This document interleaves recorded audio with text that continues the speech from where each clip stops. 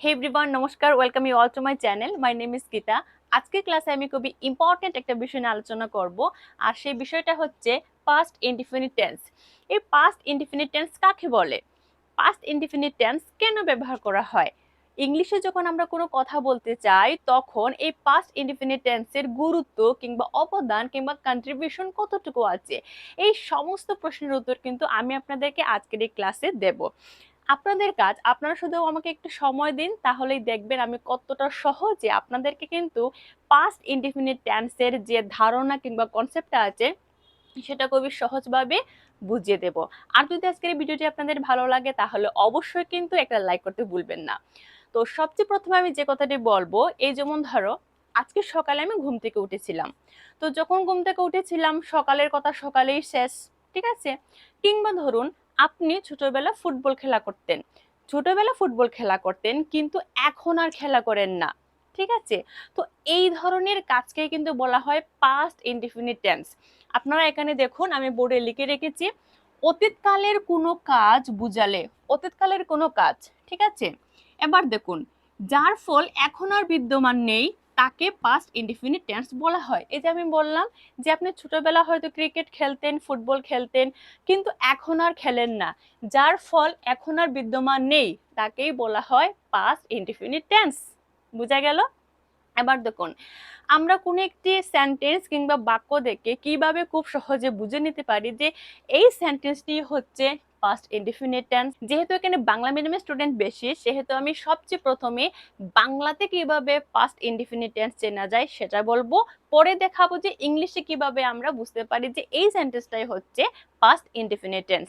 দেখো, যদি কখনো কোনো বাংলা বাক্যে ক্রিয়ার শেষে, একটু মনোযোগ দিয়ে শুনো, যখন কোনো বাংলা বাক্যে ক্রিয়ার শেষের উচ্চারণ ল, লাম, লেন, তে, তেন এই ধরনের উচ্চারণ থাকবে।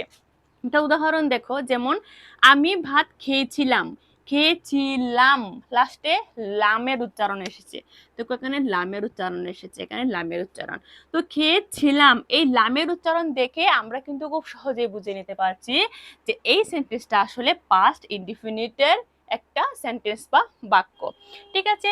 তো বাক্যগুলো আমি একটু পরে ইংলিশে ট্রান্সলেট করব, তার আগে আমি বলে দেই পাস্ট ইনডিফিনিট টেন্সে যখনই আপনি কোনো ইংলিশ সেন্টেন্স তৈরি করতে যাবেন বা ইংলিশ সেন্টেন্স মেক করতে যাবেন তখন আপনাকে কি কি নিয়ম লক্ষ্য রাখতে হবে।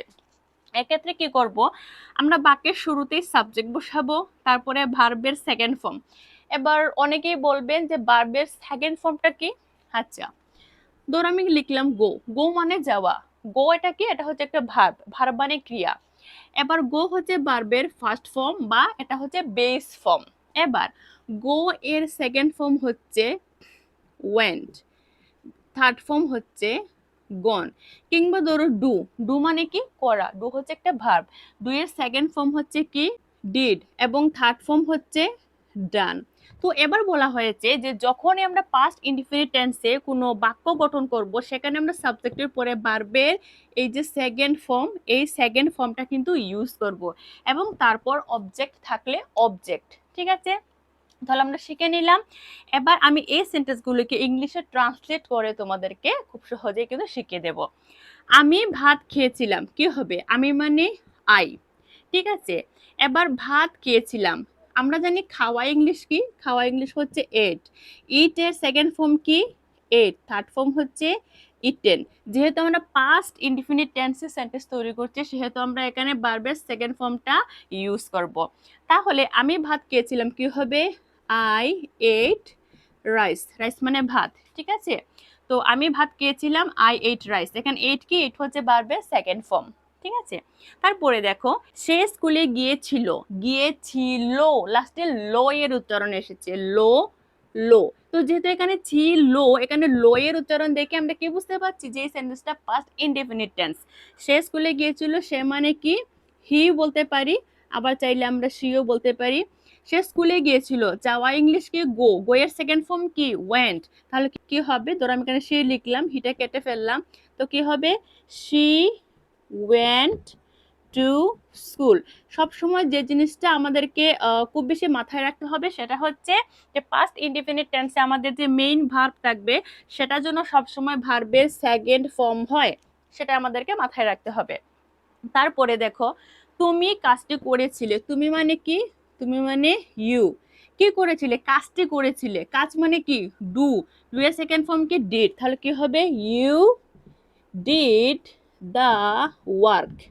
ঠিক আছে, ইউ মানে তুমি, আর ডিড মানে কি, ডিড মানে করেছিল, দা ওয়ার্ক মানে কাজ, তাহলে ইউ ডিড দা ওয়ার্ক মানে তুমি কাজটি করেছিলে, রাইট। তারপরে সেন্টেন্সটা দেখো, সে ছেলেবেলা লন্ডনে কাটিয়েছিল, সে মানে আমরা হি লিখলাম, সে ছেলেবেলা লন্ডনে কাটিয়েছিল, তাহলে কি হবে স্পেন্ট। দেখো, প্রথমত হচ্ছে স্পেন্ড, স্পেন্ড মানে কি সময় কাটানো, স্পেন্ডের সেকেন্ড ফর্ম কি, সেকেন্ড ফর্ম হচ্ছে স্পেন্ড। ঠিক আছে, তাহলে কি হবে, সে ছেলেবেলা লন্ডনে কাটিয়েছিল, এটা কি হবে হি স্পেন্ট হিজ চাইল্ডহুড, কোথায় কাটিয়েছিল, ইন লন্ডন, লন্ডনে কাটিয়েছিল, কি হবে ইন লন্ডন। তাহলে he spent his childhood in London, তার বাংলা অর্থ হচ্ছে সে ছেলেবেলা লন্ডনে কাটিয়েছিল, রাইট। তারপরে সেন্টেন্সটি দেখো, রিমা একটি গান গেয়েছিল, আচ্ছা রিমা, ঠিক আছে। এবার রিমা কি করেছিল, একটি গান গেয়েছিল, এখানে গান গাওয়া, গান গাওয়াটা হচ্ছে আমাদের মেইন ভার্ব। আচ্ছা, গাওয়া মানে কি, গান গাওয়া এর ইংলিশ হচ্ছে সিং। ঠিক আছে, সিং এর সেকেন্ড ফর্ম কি স্যাং, থার্ড ফর্ম কি SUNG সাং, তাহলে এখানে স্যাংটা কি ভার্বের সেকেন্ড ফর্ম, সিং হচ্ছে ফার্স্ট ফর্ম, আর সাং হচ্ছে থার্ড ফর্ম, তাহলে আমরা এখানে ভার্বের সেকেন্ড ফর্ম ইউজ করব। তাহলে রিমা গান গেয়েছিল, এখানে ছিল লাস্টে লয়ের উচ্চারণ এসেছে, পাস্ট ইনডিফিনিট টেন্স বুঝতেই পারছি। তাহলে কি হবে, রিমা স্যাং এ সং, মানে কি রিমা স্যাং এ সং মানে রিমা একটি গান গিয়েছিল, রাইট। পরের সেন্টেন্সটা দেখো, তারা ক্রিকেট খেলেছিল, এটা তো একেবারে সহজ, তারা এর ইংলিশ হচ্ছে দে। আচ্ছা, ক্রিকেট খেলেছিল, এখানে মেইন হচ্ছে খেলাটা মেইন কথা, ঠিক আছে, কি খেলেছিল, ক্রিকেট। আচ্ছা, ক্রিকেটটা বাদ দিয়ে দেই, আমাদের মেইন কথা হচ্ছে যে তারা খেলেছিল।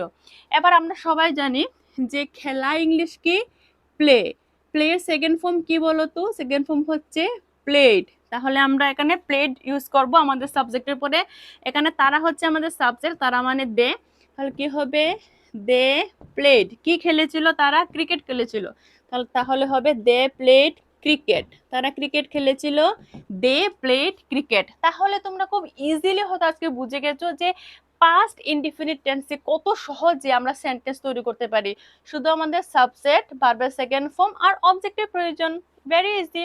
তো যদি আজকের ভিডিওটি ভালো লাগে অবশ্যই একটা লাইক করবে, চ্যানেলে প্রথমবার হয়ে থাকলে এখনই চ্যানেলটাকে সাবস্ক্রাইব করে নাও to get more and more information from my channel. Thank you very much.